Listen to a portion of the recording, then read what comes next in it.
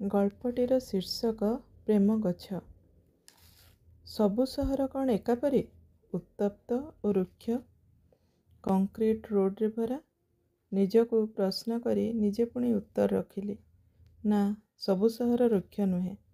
ପ୍ରେମିକର ସହରର କଂକ୍ରିଟ ରାସ୍ତାର କଡ଼େ କଡ଼େ ବି ବଢ଼ୁଥାଏ ପ୍ରେମ ଗଛ, ଫୁଟୁଥାଏ ପ୍ରେମ ଫୁଲ, ଛୁଟୁଥାଏ ବାସ୍ନା, ଟାଣୁଥାଏ ମନ, ବିଭୋର ହେଉଥାଏ ମନ ସାଥିରେ ଆତ୍ମା।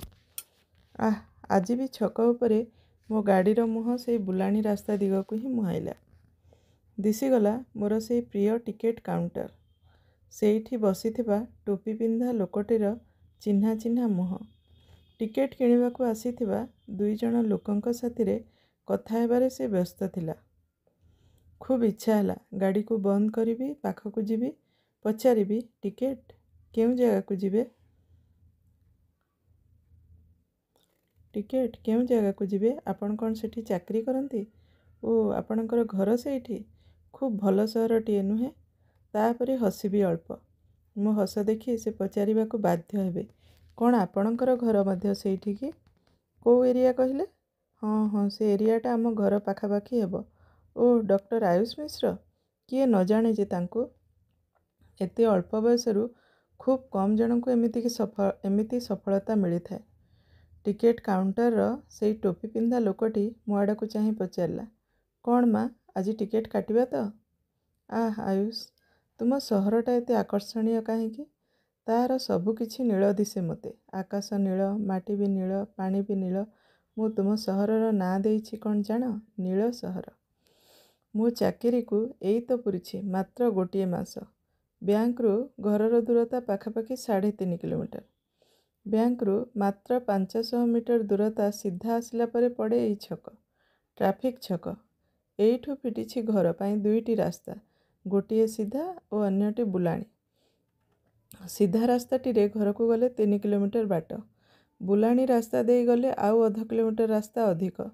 ତଥାପି ଏଇ ମାସକ ଯାକ ମୁଁ ଏଇ ବୁଲାଣି ରାସ୍ତା ଦେଇ ଘରୁ ଅଫିସ ଫେରିଛି ଓ ପୁଣି ଅଫିସରୁ ଘରକୁ ଫେରିଛି।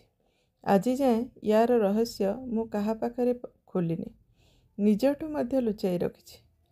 ତେବେ ଏଇ ବୁଲାଣି ରାସ୍ତାରେ ପଡ଼ୁଥିବା ଟିକେଟ କାଉଣ୍ଟରରେ ଟିକେଟ ବିକୁଥିବା ଏଇ ବୁଢ଼ା ଟୋପିବାଲା ଲୋକଟି ବୋଧେ ମୋ ରହସ୍ୟକୁ ଭେଦ କରିନେଇଛି। ସେଦିନ ଗାଡ଼ି ଠିଆ କରି କାଉଣ୍ଟର ପାଖକୁ ଯାଉ ଯାଉ ପଚାରିଲା, ସେଠି କିଏ ଅଛନ୍ତି କି ମା? ମୁଁ କିଛି ନ କହି ତଳକୁ ମୁଣ୍ଡ ପୋତିଲି। ମୋ ଲାଜ ମୁହଁ ଦେଖି କ'ଣ ଅନୁମାନ କଲା କେଜାଣି, କହିଲା, ଏଇ ନିଅ, ମୋ ନମ୍ବର ଟିପି ରଖ। ତୁମର ଯେବେ ଯିବାକୁ ହେବ ମୋତେ କେବଳ ଥରୁଟିଏ ଫୋନ୍ କରି ଜଣାଇଦେବ। ମୁଁ ତୁମ ପାଇଁ ସବୁଠୁ ଭଲ ବସ୍ଟିର ଭଲ ସିଟ୍ଟିକୁ ରଖିଦେବି। ସେଦିନୁ ଆଉ ତା ପାଖକୁ ଯାଇନି। ତେବେ ଗଲା ଆସିଲା ବେଳେ ଯେତେ ବ୍ୟସ୍ତ ଥିଲେ ବି ସେ ମୋତେ ଦେଖି ହସେ ଓ ମୁଁ ବି ପ୍ରତ୍ୟୁତ୍ତରେ ହସି ଦେଇ ଆଗେଇ ଯାଏ। ଖୁବ୍ ଲାଜ ଲାଗେ ମୋତେ, ଯେମିତି ଅଚାନକ ତୁମର କୌଣସି ଆତ୍ମୀୟଙ୍କ ସହ ଭେଟ ହୋଇଗଲା ମୋର, ସେ ମୋ ଖବର ଯାଇ ତୁମକୁ ଶୁଣାଇବ, ଏମିତି ହିଁ କିଛି ଅନୁଭବରେ ଭିଜିଯାଏ ମୁଁ। ଆଜି ବ୍ୟାଙ୍କରେ ଶୁଣିବାକୁ ପାଇଲି କ'ଣ ଗୋଟାଏ ଟ୍ରେନିଂ ଅଛି ତୁମ ସହରରେ। 5 ଦିନ ପାଇଁ ଟ୍ରେନିଂ। ମୁଁ ପୁଣି ଥରେ ବୁଡ଼ିଗଲି ସ୍ୱପ୍ନରେ।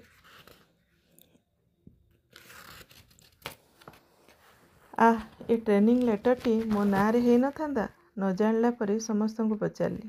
ଆଚ୍ଛା, ଏ ଟ୍ରେନିଂ କେଉଁଠି? କେଉଁ ସମ୍ବନ୍ଧୀୟ ଟ୍ରେନିଂ ଏ? ଯିଏ ଗଲେ ଚଳିବ ନା କେବଳ ଅଞ୍ଜନା ସିଂ ହିଁ ଯିବ? ଏଭଳି କଥା ସବୁ ଯେବେ ପଚାରିବାକୁ ଲାଗିଲି, ସମସ୍ତେ ସନ୍ଦେହରେ ମୋ ମୁହଁକୁ ଚାହିଁଲେ। କେହି କିନ୍ତୁ ଥରେ ହେଲେ କହିଲେନି ଯେ ଯିଏ ଗଲେ ଚଳିବ। ସ୍ନାତା, ତୁ ଯିବୁ କି? ତୁ ତ ଏକୁଟିଆ ଲୋକ, ଦାୟିତ୍ୱ ବୋଲି କିଛି ନାହିଁ ଏବେ ତୋର। ଘର ଦ୍ୱାର, ସଂସାର, ପିଲାଛୁଆ କିଛି ବି ନାହିଁ। ଯାଉନୁ, ଯା, ବୁଲି ଆସିବୁ, ଯା। ଅଞ୍ଜନା ସିଂ ମଧ୍ୟ ଥରୁଟିଏ କହିଲାନି ଯେ ମୋ ଝିଅ ଛୋଟ ଅଛି ସ୍ନାତା, ମୋ ସାନ ଭଉଣୀଟା ପରା, ମୋ ପାଇଁ ଥରେ ଯାଆନ୍ତୁନି? ଏଥରକ ତୁ ମୋ ପାଇଁ ଯା ଟିକେ ପ୍ଲିଜ୍। ମୁଁ ତାଙ୍କ ମୁହଁକୁ ବଲ ବଲ ଚାହିଁ ଭାବୁଥିଲି, କେମିତିକା ମାଆଟା? ଦାୟିତ୍ୱଜ୍ଞାନ ବୋଲି କିଛି ନାହିଁ ୟାଙ୍କର। ଏତେ ଛୋଟ ଛୁଆକୁ ନେଇ କ'ଣ ଏଭଳି ଦୂର ସହରକୁ କେହି ଯାଏ? ପଚାରିଲି, ଅଞ୍ଜନା ଆପା, ଝିଅକୁ କ'ଣ 1 ବର୍ଷ ପୂରିଗଲା? ନାଇଁ ରେ, ଏଇ ପରା 7 ତାରିଖକୁ 8 ମାସ ପୂରିବ। କେମିତି କରିବ ତାହେଲେ? ଟ୍ରେନିଂ କ'ଣ ଛୋଟ ଝିଅକୁ ନେଇକି ଯିବ? ନ ନେଇ ପୁଣି ଯିବ ବା କେମିତି? କ'ଣ କରିବା କହ? ଚାକିରି କରିଛି ମାନେ ମୁଣ୍ଡ ବିକିଛି। ଅବଶ୍ୟ ଭୁବନେଶ୍ୱରରେ ମୋ ସାନ ଭାଇ ଭାଉଜ ଅଛନ୍ତି ଯେ, ତାଙ୍କ ସାଥିରେ ମୋ ମା ବି ରହନ୍ତି। ଝିଅର କିଛି ଅସୁବିଧା ହେବନି ଯେ। ମୁଁ ସେ ନିଜ କାମରେ ଧ୍ୟାନ ଦେଲେ। ମୁଁ ବୁଡ଼ିଗଲି ମୋ ଚିନ୍ତାରେ। ତୁମର ଡାକ୍ତର ଚାକିରି ଖୁବ୍ ବ୍ୟସ୍ତତାମୟ ଜୀବନ। ଏମିତିରେ ମୁଁ ବି ଯଦି ଚାକିରି କରେ ତେବେ ଆମ ପିଲାମାନଙ୍କୁ ସମ୍ଭାଳିବ କିଏ? ସେମାନେ ତ ପର ହାତରେ ଅବହେଳାର ଶିକାର ହେବେ। ତାଙ୍କୁ ଭଲ ମଣିଷ କରି ଗଢ଼ି ତୋଳିବା ପାଇଁ ମୋତେ ଚାକିରି ଛାଡ଼ିବାକୁ ପଡ଼ିବ ଆୟୁଷ। ମୋର କୌଣସି ଆପତ୍ତି ନାହିଁ ଚାକିରି ଛାଡ଼ିବାରେ। ସୁଗୃହିଣୀଟିଏ ହେବା କ'ଣ ଗୋଟିଏ ତପସ୍ୟା ଠାରୁ କମ୍ କି? ନିଜର ସବୁ ଇଚ୍ଛା ଅନିଚ୍ଛାକୁ ବଳି ଦେଇ ତ୍ୟାଗ କରି ଗଢ଼ିବାକୁ ପଡ଼େ ଗୋଟେ ସୁନ୍ଦର ବୁଝାମଣାର ପରିବାର, ଯେଉଁଠି ସମସ୍ତେ ସମସ୍ତଙ୍କୁ ବୁଝିପାରୁଥିବେ, ଭଲ ପାଉଥିବେ, ସମ୍ମାନ ଦେଉଥିବେ, ଏକ ଆରେକର ଖୁସିକୁ, ବାଣ୍ଟୁଥିବେ ଦୁଃଖକୁ, ବୁଝୁଥିବେ ଅନ୍ତର୍ପୀଡ଼ାକୁ। ମୁଁ ଉତୁରି ଆସିପାରିବି ତ ଏଇ ପରୀକ୍ଷାରେ? ଆମର ଭେଟ ନ ହେବା ଯାଏଁ ମୋତେ କିନ୍ତୁ ଏ ଚାକିରି କରିବାକୁ ପଡ଼ିବ। ନହେଲେ ତୁମେ କେମିତି ବିଶ୍ୱାସ କରିପାରିବ ଯେ ଡାକ୍ତରୀ ନ ପଢ଼ି ପାରିଲେ କ'ଣ ହେଲା, ମୁଁ ତୁମ ପାଇଁ ଶିକ୍ଷାରେ ବୁଦ୍ଧିରେ ଯୋଗ୍ୟା ବୋଲି? ତୁମ ପରିବାର ଆମ ପରିବାରକୁ ସୁନ୍ଦର ସମର୍ଥ କରି ଗଢ଼ି ତୋଳିବାର ସାମର୍ଥ୍ୟ ମୋ ଭିତରେ ଅଛି ବୋଲି? କ'ଣ ଯେ ଭାବିବ ସେ ମୋ ଭାବନାର ଠିକଣା ନାହିଁ ସତରେ। ଯେଉଁଠି ଆମେ ପରସ୍ପରକୁ ଭେଟି ପାରିନେ ଥରେ, ସେଇଠି ମୁଁ ଘର ତୋଳି ପରିବାର ଗଢ଼ି ବୁଢ଼ୀ ହେବାକୁ ବସିଲିଣି। ନିଜ ଉପରେ ହସିଲି ବହେ। ନିଜ ଉପରେ ହସିବା ବି ଠିକ୍ ନୁହେଁ ଭଳି ମୋତେ ଲାଗିଲା। ହଁ, ଗତକାଲି ହିଁ ତ ମା ବାବାଙ୍କୁ କହୁଥିଲେ, ଏବେ ସ୍ନାତାର ଚାକିରି ବି ହେଲାଣି। ତୁମେ ତାଙ୍କ ମାମୁଁଙ୍କୁ ଡାକି ସବୁ କଥା ଥରେ ପକ୍କା କରିନିଅ। ଆୟୁଷକୁ ବି ଥରେ ଘରକୁ ଡାକି ଆଣିବାକୁ କୁହ। ଏମିତି ନ ହଉ ପରେ ନେଡ଼ିଗୁଡ଼ କହୁଣୀକୁ ବହିଯାଇଥିବା। ତାଙ୍କ କଥା ଶୁଣି ମୋତେ ବି ଖୁବ୍ ଡର ଲାଗିଲା। ଏ 10 ବର୍ଷ ଧରି ଭୋଗିଥିବା ସ୍ୱପ୍ନ ସବୁ ଆଉ ଦୁଃସ୍ୱପ୍ନ ହେଇଯିବେନି ତ? ନା, ଏମିତି ହେବନି କେବେ ହେଲେ। 10 ବର୍ଷ? ହଁ, 10 ବର୍ଷ। କେତେ ପଢ଼ୁଥିଲି ମୁଁ ସେତିକିବେଳେ? ସପ୍ତମ। ହଁ, ସପ୍ତମ। ଦିନେ ପିଉସୀ ଝିଅ ଭଉଣୀଠାରୁ ଶୁଣିଲି ମୋ ବାହାଘର ଠିକ୍ ହେଇସାରିଛି। ଏମିତି ଜଣେ ପୁଅ ସାଥିରେ ଯିଏ ଖୁବ୍ ଭଲ ପଢ଼େ, ଖୁବ୍ ସୁନ୍ଦର ଯାହାର ଚେହେରା। ମୁଁ ପଚାରି ପାରିଲିନି ମୋ ବଡ଼ ଭଉଣୀକୁ, ଅପା, ତା ନାଁ କ'ଣ? କେତେ ପଢ଼େ ସେ? କେଉଁଠି ତା'ର ଘର? ସେ କ'ଣ ମୋତେ ଦେଖିଛି? ଦେଖିନି ଯଦି ପୁଣି ମୋତେ ବାହା ହେବାକୁ ହଁ କହିଲା କେମିତି? ତେବେ ସ୍ୱପ୍ନଟିଏ ମନ ଭିତରେ କେଉଁଠି ବସା ବାନ୍ଧୁଥାଏ। ଗୋଟିଏ ଘର, ଆପଣାର ଘର, ନିଜର ସଂସାର, ପ୍ରେମିକ ବର। ସବୁ ଝିଅ ବୋଧେ ଏମିତି। ନିଜକୁ ସମ୍ଭାଳି ପାରିନଥିବା ବୟସରୁ ସେମାନେ ସ୍ୱପ୍ନ ଦେଖିପାରନ୍ତି ଗୋଟିଏ ପରିବାର ସମ୍ଭାଳି ନେବାର। ମୁଁ ମଧ୍ୟ ବ୍ୟତିକ୍ରମ ନଥିଲି। ମୁଁ ସେଇ ଗୋଟିଏ ବୋଲି ସ୍ୱପ୍ନରେ ମୋର ଭିନ୍ନ ଭିନ୍ନ ରଙ୍ଗ ଦେଇ ବଞ୍ଚୁଥିଲି ମୋର ଜୀବନ। ବିତୁଥିଲା ବର୍ଷ। ନା ଜଣା ନଥିବା ପୁଅଟିଏ ସମବୟସର ମୋ ମନ ଭିତରେ ସେ 10 ବର୍ଷ ତଳରେ ପୋତି ଦେଇଥିଲା ପ୍ରେମ ମଞ୍ଜିଟିଏ। ବୟସ ସାଥିରେ ସେଇ ମଞ୍ଜି ଭିତରୁ ମାଟିକୁ ଫଟାଇ ଉପରକୁ ଉଠୁଥିଲା 2ଟି କଅଁଳ ପତ୍ର। ତଥାପି ଢାଙ୍କି ହେଇ ରହିଥିଲା କିଛି ଆବରଣ। ସେଇ ଆବରଣ ଫିଟିଗଲା ସେଇଦିନ ଯେଉଁଦିନ କଲେଜରୁ ଫେରି ଘରେ ଭେଟିଥିଲି ତୁମ ମାମୁଁଙ୍କୁ। ତୁମ ମାମୁଁ ବ୍ୟସ୍ତ ଥିଲେ ବାବାଙ୍କ ସହ କଥାରେ, ମା ବ୍ୟସ୍ତ ଥିଲେ ରୋଷେଇ ଘରେ, ବୋଧହୁଏ ତାଙ୍କ ଚର୍ଚ୍ଚାରେ। ଘରକୁ ପଶୁ ପଶୁ ଆଖି ଇସାରାରେ କହିଦେଲେ, ମୁଣ୍ଡିଆ ମାର। ମୁଁ ମୁଣ୍ଡିଆ ମାରିଲି। ସେ ଆଶୀର୍ବାଦରେ ପୋତି ପକେଇଲେ ମୋତେ। କହିଲେ, କି ସୁନ୍ଦର ମାନିବ ଦୁଇଜଣଙ୍କର ଯୋଡ଼ି, ଯେମିତି ରାମ ସୀତା। ଆୟୁଷ୍ମତୀ ହେଇଥାଅ ମା। କେମିତି ପଢ଼ୁଛ? ଡାକ୍ତର ହେବଟି? ମନ ଦେଇ ପଢ଼। ଆମ ଆୟୁଷ ଖୁବ୍ ଭଲ ପଢ଼େ, ଜାଣିଛ ନା? ଥରକରେ ମେଡ଼ିକାଲ ପାଇଛି ସେ। ଗର୍ବରେ ଦୀପ୍ତ ହେଇ ଉଠିଲା ତାଙ୍କର ଆଖି। ମୁଁ ମୁହଁ ପୋତି ମୁଣ୍ଡ ଟୁଙ୍ଗାରିଲି। କେହି ଦେଖିପାରି ନଥିବେ ମୋ ମୁହଁ। ମୁଁ କିନ୍ତୁ ଜାଣେ ମୋ ମୁହଁର ଦୀପ୍ତିରେ ଫିଟିଗଲା ସେଇ ଦ୍ୱିପତ୍ରୀ ଶିଶୁ ଗଛଟିକୁ ଢାଙ୍କି ରଖିଥିବା ସୂକ୍ଷ୍ମ ଆବରଣ। ମା କହିଲେ, ଯା, ଗୋଡ଼ ହାତ ଧୋଇନେ, କ'ଣ ଟିକେ ଜଳଖିଆ ଖାଇନେ। ମୁଁ ଧୀରେ ଧୀରେ ଅପସରି ଗଲି। ଖୁସିର ଆତିଶଯ୍ୟରେ ଲତ୍ କରି ବସିଗଲି ବିଛଣାଟା ଉପରେ। ବାରମ୍ବାର ଉଚ୍ଚାରୁଥିଲି ନାଁଟିଏ, ଆୟୁଷ, ଆୟୁଷ, ଆୟୁଷ। ଅଜବ ଶିହରଣରେ ଶିହରି ଉଠୁଥିଲା ମୋ ଶରୀର। ଅନୁଭବ ହେଉଥିଲା ଏ ନାଁ ପୃଥିବୀର ସବୁଠାରୁ ସୁନ୍ଦର ନାଁ। ଏ ନାଁ ସାମ୍ନାରେ ତୁଚ୍ଛ ସିନା ହୀରା, ନୀଳା, ମୋତି, ମାଣିକ। ଲଜ୍ଜାରେ ପୋତି ହେଇ ଯାଉଥିଲା ମୁଣ୍ଡ।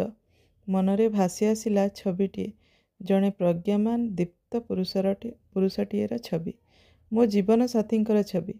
ଅପେକ୍ଷା କଲି ମାମୁଁଙ୍କ ଯିବା ପରେ ମା ନିଶ୍ଚୟ ଆସି ମୋତେ ତୁମ ବିଷୟରେ ଜଣାଇବେ। ମାଙ୍କ ସାଥିରେ ତୁମ ବିଷୟରେ କଥା ହେବି, ଏଇ କଥାକୁ ଭାବି କିଛି ଲାଜରେ କିଛି ଭୟରେ ଜଡ଼ସଡ଼ ହେଇଗଲି ମୁଁ। ସେ କ'ଣ ପ୍ରଶ୍ନ କଲେ ମୁଁ କ'ଣ ଉତ୍ତର ରଖିବି, ସେଇ କଥାକୁ ଭିତରେ ଭିତରେ ଭାବି ଅସ୍ଥିର ହେଇ ଉଠିଥିଲି ମୁଁ। ଏମିତିରେ ନା ମୋ ମାଙ୍କୁ ମନ କଥା ଖୋଲି କହିପାରେ ଓ ନା ବାବାଙ୍କୁ। ଏକାକୀ ନିସଙ୍ଗ ସନ୍ତାନଟିଏ ମୁଁ କେବେଠୁ ଅନ୍ତର୍ମୁଖୀ ହେଇସାରିଥିଲି। କାହାକୁ କିଛି କହିପାରିନଥିବା ମୁଁ ସ୍ୱପ୍ନରେ ବଞ୍ଚେ ଅଧିକ ସମୟ। ମାମୁଁଙ୍କ ଯିବା ପରେ ମଧ୍ୟ ମା ମୋତେ ଯେତେବେଳେ କିଛି ପଚାରି ନଥିଲେ ସେତେବେଳେ ଲାଗିଲା ଯେମିତି ବଞ୍ଚିଗଲି ମୁଁ। ତେବେ ସତ କହିଲେ ମନ ଭିତରେ ଗୋଟେ ପ୍ରବଳ ଇଚ୍ଛା ଲହଡ଼ି ଭାଙ୍ଗୁଥିଲା ତୁମ ବିଷୟରେ କଥା ହେବା ପାଇଁ, ତୁମ ଫଟୋଟିଏ ଦେଖିବା ପାଇଁ, ତୁମ ବିଷୟରେ ମୋ ଅନୁଭବ ସବୁକୁ ବାଣ୍ଟିବା ପାଇଁ।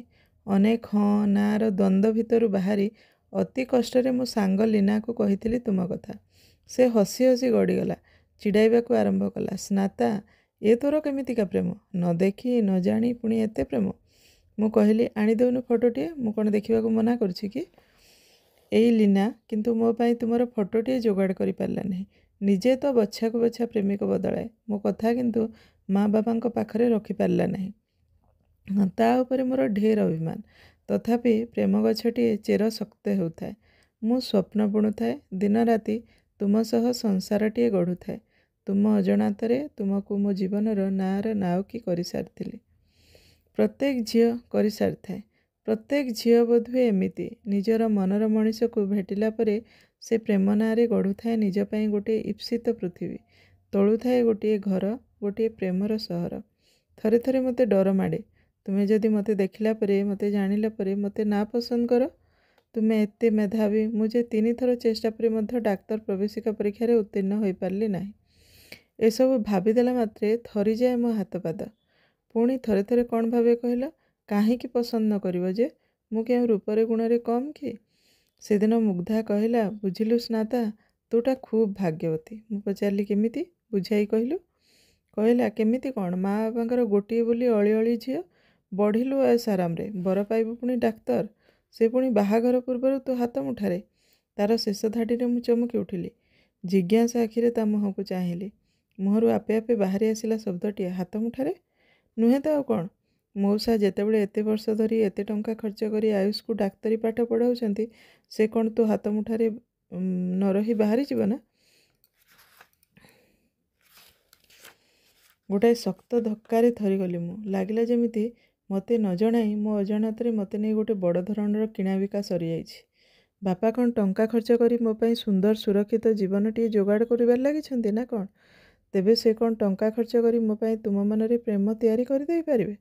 ମୁଁ ତୁମର ପ୍ରେମ ଚାହେଁ, ଦୟା ନୁହେଁ। ମୋ ବାପାଙ୍କ ସାହାଯ୍ୟ ପାଇଁ ତୁମେ ଯେ ମୋତେ ଦୟା ଦେଖାଇ ବାହା ହେଇ ପଡ଼ିବ, ଏହା ମୋ ପାଇଁ ଯେତିକି ଅସହ୍ୟ ସେତିକି ପୀଡ଼ାଦାୟୀ। ତେବେ ମନ ପକ୍ଷୀଟିଏ ତର୍କ ବିତର୍କର ଧାର ଧରେ ନା, ତା ପାଇଁ ମୁଁ ତୁମର ବାଗ୍ଦତ୍ତା। ଏଇ ଯେମିତି ଆଜି ବ୍ୟାଙ୍କର ସେଇ ଟ୍ରେନିଂ ଘଟଣା ମନ ଭିତରେ ଏମିତି ସ୍ୱପ୍ନ ବୁଣିଦେଲା ଯେ ସେଇ ଟିକେଟ୍ କାଉଣ୍ଟର ପାଖରେ ହିଁ ମୋ ଆଖି ସାମ୍ନାରେ ନାଚିଗଲା ଗୋଟେ ଦୃଶ୍ୟ। ମୁଁ ଯାଉଛି ତୁମ ସହର, ତୁମେ ମୋତେ ନେଇଯିବା ପାଇଁ ବସ୍ ଷ୍ଟପ୍ରେ ପହଞ୍ଚିଲ। ସକାଳୁ ସକାଳୁ ତୁମ ସହରଟା ଦିଶୁଥିଲା ସଜ ଫୁଲ ପରି ସତେଜ। ବସ୍ ପହଞ୍ଚିଲା ବେଳକୁ ତୁମେ ମୋତେ ଅପେକ୍ଷା କରି ଠିଆ ହେଇଛ। ମୋ ହାତକୁ ଲଗେଜ୍ ନେଇ ବାଇକ୍ ମଝିରେ ଥୋଇଲ। କହିଲ, ବସ। ତୁମ କଥା ସବୁ ଶୁଭୁଥିଲା ଖୁବ୍ ଗମ୍ଭୀର, ମୁହଁରେ ମଧ୍ୟ ଗାମ୍ଭୀର୍ଯ୍ୟ। ତେବେ ଭଲ ଲାଗୁଥିଲା ତୁମର ଗାମ୍ଭୀର୍ଯ୍ୟତା, ପୌରୁଷତ୍ୱର ଲକ୍ଷଣ। ବାଇକ୍ରେ ବସିଲ ତୁମେ। ତାପରେ ଲଗେଜ୍ ଓ ତା ପଛକୁ ମୁଁ। ତୁମେ ନୀରବ। ମୁଁ ଚିଡ଼ାଇବା ସ୍ୱରରେ କହିଲି, ଏ ଡାକ୍ତର ସବୁ ଏତେ ଗମ୍ଭୀର କାହିଁକି? ପାଠ ପଢ଼ି ପଢ଼ି କଥା ହେବାକୁ ଭୁଲିଯାଆନ୍ତି ନା କ'ଣ? ତୁମେ ହସି ଦେଇ କହିଲ, କହୁନ, କ'ଣ କହୁଛ କୁହ। ପଛକୁ ଘୁଞ୍ଚି ଆସିଲ ଅଳ୍ପ। ମୁଁ ତୁମକୁ ପଛରୁ ଜଡ଼ାଇ ଧରି ଚୁମିଦେଲି ତୁମ ଗାଲ। ଦୁଷ୍ଟାମିରେ କାମୁଡ଼ି ଦେଲି ତୁମ କାନ। ତୁମେ ମିଛ ରାଗ ଦେଖାଇ କହିଲ, ସ୍ନାତା ମ୍ୟାଡ଼ାମ୍, କିଛି ଦୁର୍ଘଟଣା ଘଟିଲେ ମୋତେ ଆଉ ଦୋଷ ଦେବନି। ମୁଁ ହସି ଦେଇ କହିଲି, ହଉ, ଡାକ୍ତର ତ ମୋ ପାଖରେ, ଦୁର୍ଘଟଣାକୁ ଡରୁଛି କିଏ? ଟିକେଟ୍ କାଉଣ୍ଟରର ସେଇ ଟୋପିବାଲା ବୁଢ଼ା ଲୋକଟି ମୋତେ ଚାହିଁ ବାରମ୍ବାର ପଚାରୁଥିଲା, ମା, କେଉଁ ତାରିଖରେ ଟିକେଟ୍ କାଟିବି କୁହ? ତୁମ ପାଇଁ କମ୍ ରେଟ୍ ଓ ଭଲ ସିଟ୍। ମୁଁ ଲାଜେଇ ଯାଇ ଇତସ୍ତତ ହେଇ ଉଠିଲି। କହିଲି, ନାଇଁ ମଉସା, ଟ୍ରେନିଂଟିଏ ପଡ଼ିବାର ଅଛି ତ କେତେବେଳେ ବି ଯିବାକୁ ପଡ଼ିପାରେ। ଆପଣଙ୍କର ନମ୍ବରଟା ଟିପି ରଖିଥିଲି ଫୋନ୍ରେ, ପାଉନି, ଆଉ ଥରେ ଦେଲେ ଯେତେବେଳେ ଦରକାର ହେବ ମୁଁ ଆପଣଙ୍କୁ ଜଣାଇବି। ସେ ଗୋଟିଏ କାଗଜରେ ନାଁ ଓ ଫୋନ୍ ନମ୍ବର ଲେଖି କାଗଜଟିକୁ ବଢ଼ାଇ ଦେଲେ ମୋ ହାତକୁ। ମୁଁ ସ୍କୁଟି ନେଇ ମୋ ଘର ମୁହାଁ ହେଲି। ଆଜି ଅନେକ ଦିନ ପରେ ତୁମ ମାମୁଁଙ୍କୁ ଘରେ ଦେଖିଲି। ଗାଡ଼ିକୁ ରଖି ଶୀଘ୍ରତାରେ ଯାଇ ମୁଣ୍ଡିଆ ମାରିଲି। ଏଇ ମାଆମାନେ ସବୁ ଯୁଗ ଯୁଗକୁ ଏମିତି, ପୁଅ ଝିଅ ଛଡ଼ା ତାଙ୍କର ଆଉ ଦୁନିଆ ବୋଲି କିଛି ନଥାଏ। ସେ ନିଶ୍ଚୟ ତୁମ ମାମୁଁଙ୍କୁ ଡକାଇବା ପାଇଁ ବାବାଙ୍କୁ ବ୍ୟତିବ୍ୟସ୍ତ କରିଛନ୍ତି, ନହେଲେ ସେ ଏମିତି ଅକସ୍ମାତ୍ ଆସିଥାନ୍ତେ କାହିଁକି? ମୋ ମନ ଭିତରଟା କିନ୍ତୁ ମା' ପାଇଁ କୃତଜ୍ଞତାରେ ଭରିଗଲା। ଆଃ, ମା'ଟିଏ ହିଁ ନିଜ ଝିଅର ମନକୁ ପଢ଼ିପାରେ, ବ୍ୟାକୁଳତାକୁ ବୁଝିପାରେ, ଆଉ କେହି ନୁହେଁ। ତେବେ ସେ ଏମିତି ଦୁଃଖରେ ଭାଙ୍ଗି ପଡ଼ିଲା ପରି ଦେଖାଯାଉଛନ୍ତି କାହିଁକି? ତୁମେ ମନା କରିଦେଇନ ତ ବାହାଘର ପାଇଁ? ଆଃ, ହୃଦୟ ଭିତରେ ଏ ଯନ୍ତ୍ରଣା କାହିଁକି? ହୃଦୟ ଭିତରେ ବଢ଼ୁଥିବା ସେଇ କଅଁଳ ଛନ ଛନ ଗଛଟି କେଉଁ ଭୟର ଧାସରେ ଝାଉଁଳି ଯାଉଛି କେଜାଣି? ହେ ପ୍ରଭୁ, ମୁକ୍ତି ଦିଅ ଏ ମାନସିକ ଯନ୍ତ୍ରଣାରୁ। ହୃଦୟରୁ ଏକ ଆନ୍ତରିକ ପ୍ରାର୍ଥନାରେ ଥରିଗଲା ବି ବଖୁରାଟିର ବାୟୁମଣ୍ଡଳର ଉପସ୍ଥିତି। ମାମୁଁ ମୋ ମୁଣ୍ଡ ଆଉଁସି ଦେଇ କହିଲେ, ତୋ ଭାଗ୍ୟ ଖରାପ ନୁହଁ, ସେଇ ମୂର୍ଖଟାର ହିଁ ଭାଗ୍ୟ ଖରାପ, ଯିଏ ତୋ ଭଳି ସୁନା ପ୍ରତିମାଟିକୁ ହତାଦର କରିଛି। କ'ଣ ନା ଡାକ୍ତରାଣୀ ବାହା ହେବ। ଏକା ଜାଗାରେ ଏକା ଚାକିରିରେ ରହିଲେ ପରସ୍ପରକୁ ବୁଝିବାକୁ ସହଜ ହେବ, ପାରିବାରିକ ଜୀବନ ସହଜ ଓ ସୁନ୍ଦର ହେବ। ତେବେ ତୁ ମୋଟେ ବ୍ୟସ୍ତ ହନା, ଜମା ଚିନ୍ତା କରନା। ତୁ ମୋ ଝିଅ, ତା'ଠାରୁ 1000 ଗୁଣର ଅଧିକ ଭଲ ପିଲା ସେଇ ଡାକ୍ତର ମୁଁ ତୋ ପାଇଁ ଯୋଗାଡ଼ କରି ଆଣିବି। ମୋର ଏତେ ବର୍ଷର କଥାପଦକୁ ସେ ରଖିଲା ନାହିଁ। ଆଜି ମୁଁ ତା ସହ ସବୁ ସମ୍ପର୍କ ତୁଟାଇ ଦେଇ ଆସିଛି। ଆଜିଠୁ ମରିଗଲା ସେ ମୋ ପାଇଁ। ନିଜ ପାଦତଳର ମାଟି ଧସି ଯାଉଥିବା ଜାଣିପାରି ଧୀର ପଦପାତରେ ଓହରିଗଲା ଗୋଟିଏ ଝାଉଁଳି ପଡ଼ୁଥିବା ପଲ୍ଲବିତ ପ୍ରେମ ଗଛ। ଆଃ, ଏ ଗଛ କ'ଣ ଆଉ କେବେ ଉଧେଇ ପାରିବ? ପତ୍ର, ଫୁଲ, ଫଳରେ ଭରି ଉଠିବା ପାଇଁ ଯେଉଁ ମାଟି ଟିକକ ଲୋଡ଼ା, ତାହା କ'ଣ କେଉଁ ଉତ୍ତପ୍ତ କଂକ୍ରିଟ ସହର ଆଉ ତାକୁ ଦେଇପାରିବ?